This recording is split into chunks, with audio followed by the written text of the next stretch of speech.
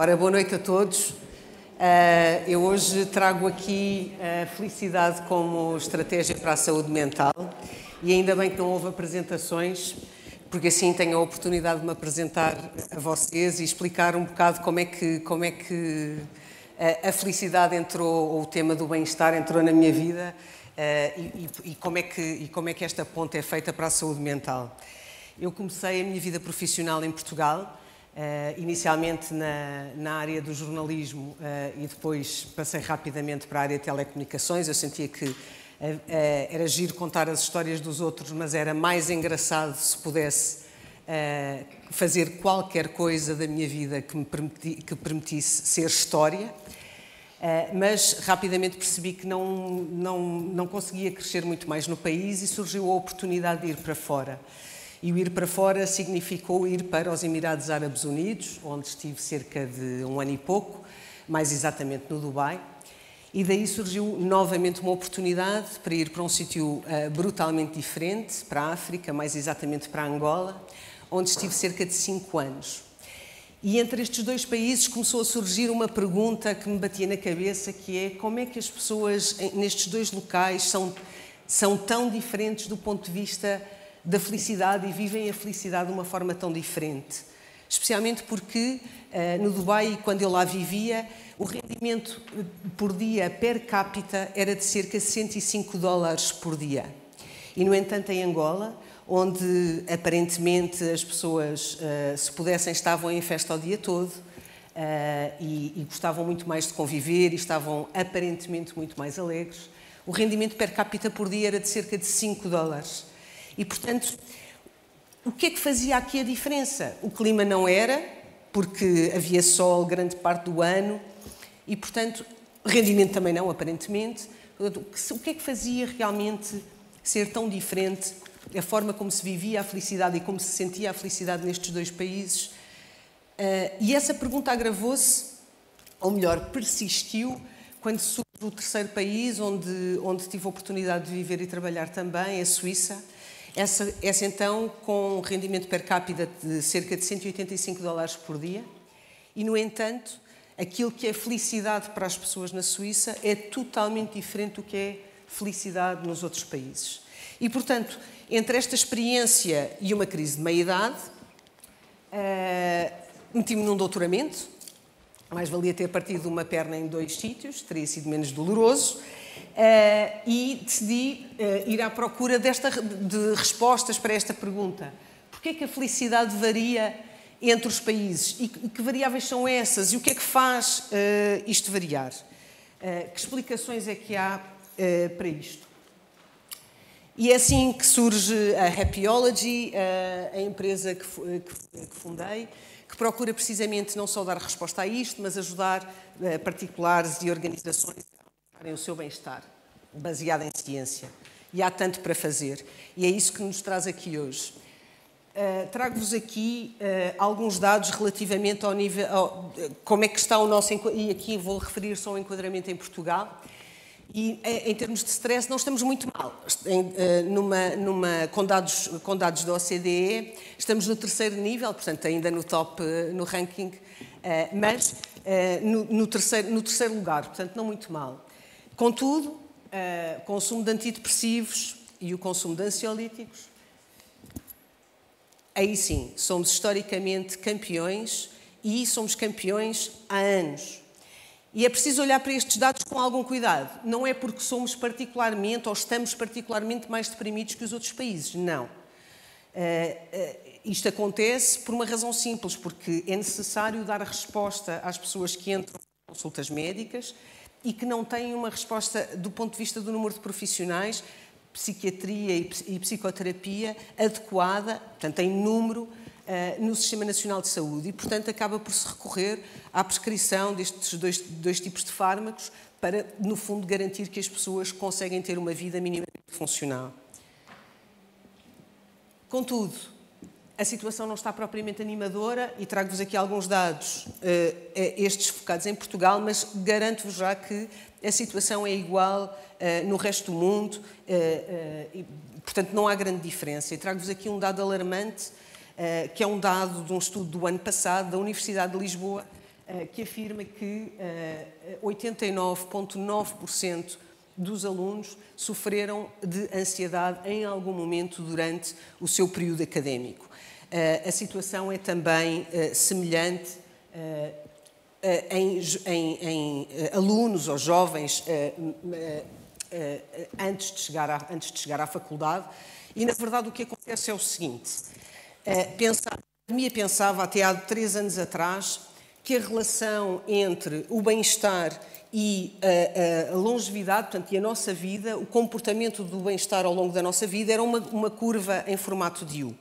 E, portanto, isto significava que, quando somos muito novos, o nosso bem-estar está cá em cima, depois passamos pela tal crise da meia-idade entre os 40 e os 50 anos e está já aqui por baixo, e depois, não havendo, obviamente, nenhuma situação de saúde e, portanto, de mal-estar, o nosso bem-estar tenderia a recuperar até ao final dos nossos dias. Contudo, com estes dados que nos aparecem relativamente à saúde mental nos jovens, o que se verifica e o que a Academia acaba por descobrir é, afinal, esta curva não tem adesão. Afinal, os nossos jovens não começam cá em cima, estão algures aqui. E a Academia, neste momento, não tem respostas de como será aqui para a frente. Vamos ter que acompanhar estes jovens e perceber como é que o seu bem-estar se vai refletir ao longo dos anos para perceber de que forma é que esta curva se comportará. Não são só os jovens, os adultos também não estão bem. Este último estudo, que foi publicado o ano passado, dos ecossistemas de ambientes de trabalho saudáveis, este relatório afirma que cerca de 80% dos trabalhadores têm pelo menos um sintoma de burnout, enquanto 63% desta amostra apresenta pelo menos sintomas. E agora que já vos deixei a todos bastante deprimidos, vamos a soluções. E soluções na ótica do bem-estar. Eu trago-vos aqui um modelo da professora Sonia Lyubomirsky, que no fundo diz que o nosso bem-estar é composto por 3 fatias de uma tarte. Uma que nós não temos qualquer controle, e essa fatia é a nossa genética, e, portanto, ou nascemos com uma genética mais predisposta ao bem-estar e estamos bem, ou se nascemos com essa genética não há muito que possamos fazer. Há ainda uma outra fatia que se refere às circunstâncias em que nos encontramos. Se estivermos num enquadramento de guerra, naturalmente é muito mais difícil encontrarmos bem-estar, não é impossível. Da mesma maneira que se estivermos numa situação com uma crise financeira muito grave, também é difícil encontrarmos bem-estar. E há finalmente uma última fatia, e essa sim é que nos interessa e é que eu trago aqui hoje para trabalharmos um bocadinho, que é aquilo que é a nossa atividade intencional. É o que nós podemos fazer para alterar e para melhorar o nosso bem-estar. Ignorem as percentagens, a Academia discute estas percentagens, acha que não é bem assim, mas não há discussão relativamente às fatias que ali estão. E, portanto, o que é que podemos fazer intencionalmente? É trabalharmos aquilo que são as nossas competências para o bem-estar, as chamadas happiness skills. E eu trago-vos aqui 4, as mais importantes. E começo por aqui pelas relações significativas. O que são relações significativas? Não é o online, não é as apps, não. São as pessoas com quem verdadeiramente podemos contar. E eu trago-vos aqui um estudo, o estudo mais longo feito na área científica, que é o Harvard Study of Adult Development. Este estudo já tem mais de 75 anos e compreendeu no início cerca de 750 homens. Parte deles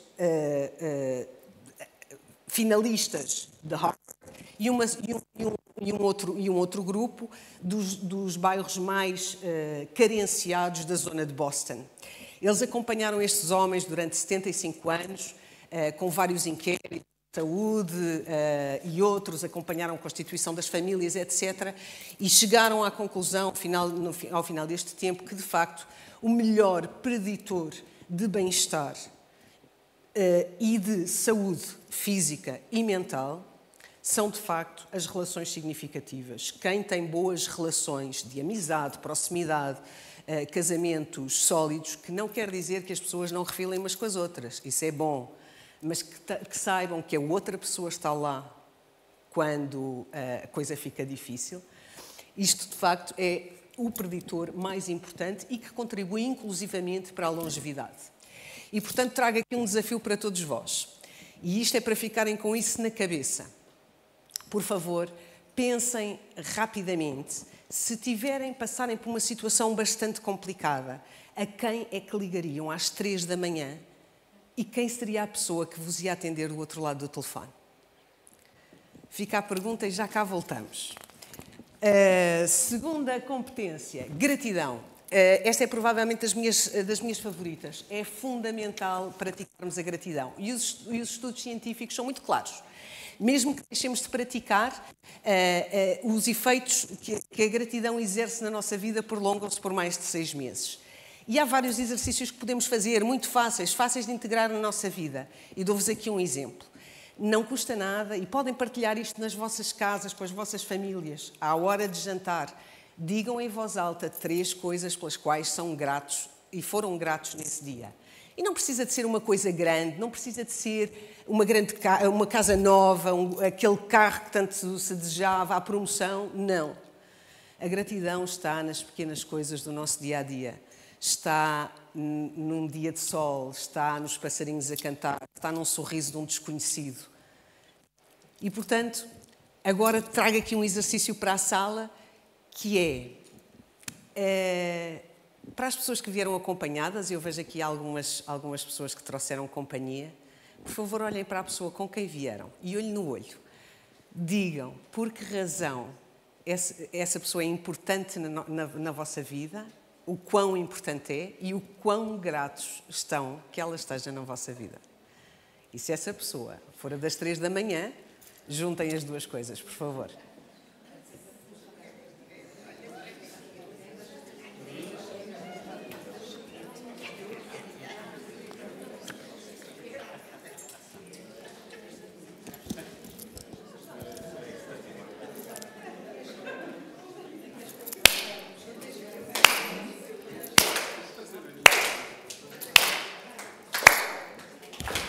Obrigada. Vamos voltar, que eu tenho aqui um cronómetro que é imperdoável. Muito bem. Generosidade, outra competência para o bem-estar que é fundamental. O Dalai Lama, quando esteve há muitos anos em Portugal, acabou a sua palestra na aula magna e houve um jovem que falou com ele e comentava com ele a dificuldade que estava a passar, o sofrimento, que já tinha pensado no suicídio mais do que uma vez, e perguntava ao Dalai Lama: olha, estou desesperado, o senhor tem algo, estou a pensar cometer o suicídio, o senhor tem alguma coisa, Sua Santidade, tem alguma coisa que me recomende fazer? E a resposta do Dalai Lama foi: dê.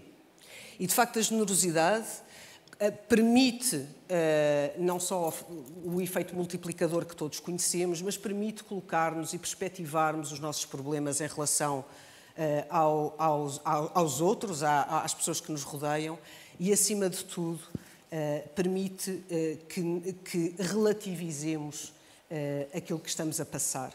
E, portanto, generosidade não é necessariamente dar dinheiro. Generosidade é dar o nosso tempo, dar a nossa disponibilidade, a nossa atenção. E, portanto, é colocar, eventualmente, os nossos talentos ao serviço do outro, dos outros, da comunidade ou de uma causa. Finalmente, propósito.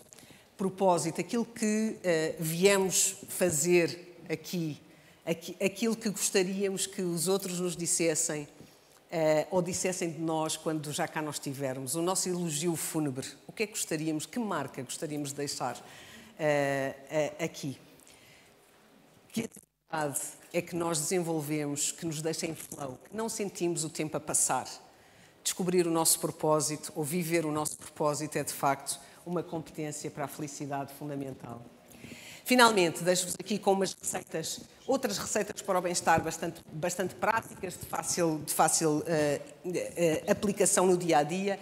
Divirtam-se. Não custa nada, não é preciso estar à espera de grandes celebrações, podemos aproveitar as pequenas vitórias do dia-a-dia e trabalhamos tanto, temos direito a isso. Mimem-se, divirtam-se, desliguem-se, desliguem o telefone, desliguem as redes sociais, criem hábitos de corte com o telefone, sejam diários, sejam semanais ou mesmo nas férias.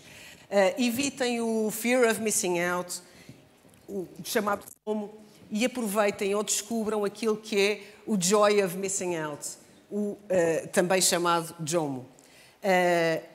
Combatam, e isto é uma nova tendência, esta história de andarmos com os fones nos ouvidos, e há bocadinho falávamos do som, fones nos ouvidos, o telemóvel na mão, como se criássemos aqui uma redoma que não permite o contacto com o contexto em que nos encontramos, com a rua, com as pessoas que se cruzam connosco.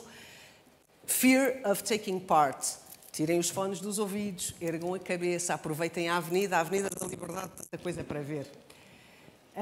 Finalmente, claro, dormir, fundamental, uma boa higiene do sono, maravilhoso, e isto os estudos científicos são muito claros em relação a esta matéria. E junk food, está provado que a junk food acaba por, ou a fast food, como quiserem, acaba por contribuir para a ansiedade e até mesmo para a depressão.